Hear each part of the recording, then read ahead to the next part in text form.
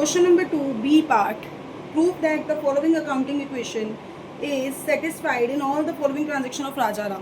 बेटा वो कह रहा है प्रूव कर दो कि जो अकाउंटिंग इक्वेशन है which is asset equal to liability plus capital वो हर ट्रांजेक्शन में क्या है इक्वल प्रूव होती है. Also prepare a balance sheet. तो इस क्वेश्चन में हम बैलेंस शीट भी बनाएंगे. ठीक है, पहले उससे पहले अकाउंटिंग इक्वेशन सॉल्व करते हैं. तो first transaction is started business with cash of ₹1,20,000. बहुत बार सिखा चुकी हूँ. कैश और कैपिटल दोनों हैं इंक्रीज हो जाएंगे. ठीक है, तो बेटा 1,20,000 का कैश है और 1,20,000 की कैपिटल. इक्वेशन में नीचे इसी को उतारेंगे. अच्छा, फॉर्मेट आप मेरी तरह ही पहले से बनाओ और बाद में क्वेश्चन को सॉल्व करो. मैं ट्रांजेक्शन काउंट कर लेती हूँ, उसके अकॉर्डिंग मैं अपनी रोज़ लगाती हूँ बेटा. नेक्स्ट है purchase type writer for cash 8,000 for office use. अगर यहाँ पर्सनल यूज़ लिखा होता है इट विल बी ड्राइंग, पर ऑफिस यूज़ लिखा है बेटा तो ऑफिस का इक्विपमेंट बन रहा है आपका.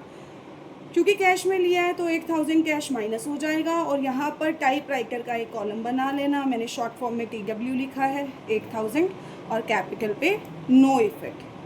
न्यू इक्वेशन में बेटा 1,20,000 में से एक माइनस करो, कैश रह गया 1,12,000 का. 8,000 का टाइप राइटर पड़ा है आपके पास और यहाँ कैपिटल में 1,20,000 पड़ा. उसके बाद next transaction is goods purchase किए बेटा. कैश में 50,000 है तो कैश माइनस हो जाएगा क्योंकि परचेज है और यहाँ से स्टॉक इंक्रीज हो जाएगा. ऊपर से नीचे तक उसको ज़ीरो करो और यहाँ पर 50,000 ऐड. टाइप राइटर में ज़ीरो इफेक्ट, कैपिटल में zero effect. New equation will be. अब 1,12,000 में से अगर मैं 50 निकालती हूँ तो 62,000. 8,000 का टाइप राइटर है, 50,000 का स्टॉक पड़ा है और यहाँ 1,20,000 कैपिटल है. प्लस करके देखो सेम आएगा बेटा. ठीक है, नेक्स्ट केस. आप गुड्स परचेज किए पर क्रेडिट में किए. देखो दोनों एंट्रीज उसने आपको साथ में दे दी ताकि आपको क्लियर हो जाए कि कैश का क्या इफेक्ट होता है और जब क्रेडिट पे लेते हैं तो क्या इफेक्ट होता है. देखो उधार है ना, पैसा तो नहीं गया ना मेरे पास से, तो कैश पे ज़ीरो इफेक्ट, टाइप राइटर पे ज़ीरो इफेक्ट.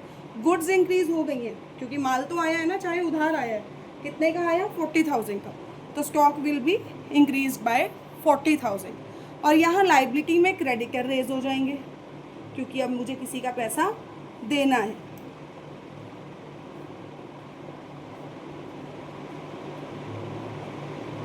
कितने से? 40,000 से. और कैपिटल पे नो इफेक्ट. न्यू इक्वेशन बनाएंगे. 62,000, 8,000, 90,000 इक्वल टू 40,000. मैं ये चीज़ आपको पहले भी सिखा चुकी हूँ कि अगर किसी ट्रांजैक्शन का सेम जगह पर इफेक्ट पड़ रहा है, जैसा आप यहाँ देख रहे हो, तो एक जगह वो माइनस और एक जगह वो प्लस होगी. लेकिन अगर अपोजिट जगह पर पड़ रहा है तो अगर यहाँ माइनस तो यहाँ भी माइनस, यहाँ प्लस तो यहाँ भी प्लस. ध्यान रखना इस बात का.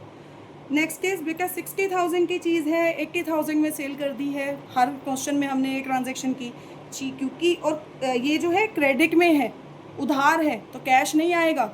ठीक है, तो देखो चीज़ तो गई मेरे पास से 60,000 की. अब क्योंकि उधार है तो डेटर बढ़ जाएंगे मेरे, जिन्होंने मेरा पैसा देना है. ऊपर से उसको ज़ीरो करते चलो और यहाँ पर 60,000 से डेटर को इंक्रीज़ कर दो. ठीक है, सॉरी 80,000 से. उसने मेरा 80,000 देना क्योंकि उसको नहीं पता कि चीज़ 60,000 की है. ठीक है, तो 20,000 का जो प्रॉफिट है वो किसका? ऑनर का. क्रेडिटर्स पे नो इफेक्ट. न्यू इक्वेशन निकालो. 62,000, 8,000, इसमें 90 में से 60 चले गए, आपके पास चीज़ रह गई है सिर्फ आपकी 30,000 की. डेटर 80,000 के हैं, क्रेडिटर 40 के हैं और यहाँ पे 1,40,000 के.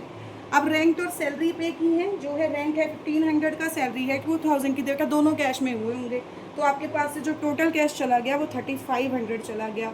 और यही जो है कैपिटल में से भी क्योंकि नॉमिनल एक्सपेंस है, बाकी जगह पर नो इफेक्ट.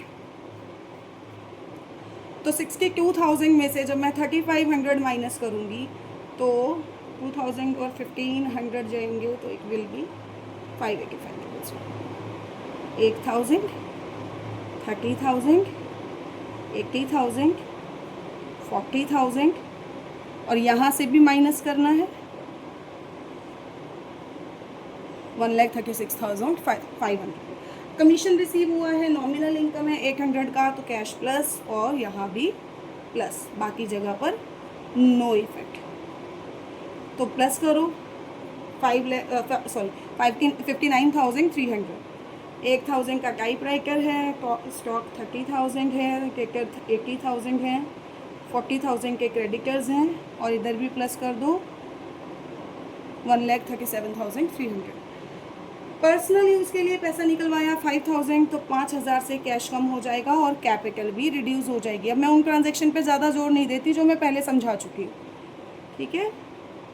अब फाइनल इक्वेशन बनानी है। कैश रह गया मेरे पास 54,300, 1,000 का टाइप राइटर, 30,000 का स्टॉक पड़ा है, डेटर्स पड़े हैं 80,000 के, क्रेडिटर्स हैं 40,000 के, और यहाँ पर मेरे पास रह गया है 1,32,000। ये मेरी फाइनल इक्वेशन है।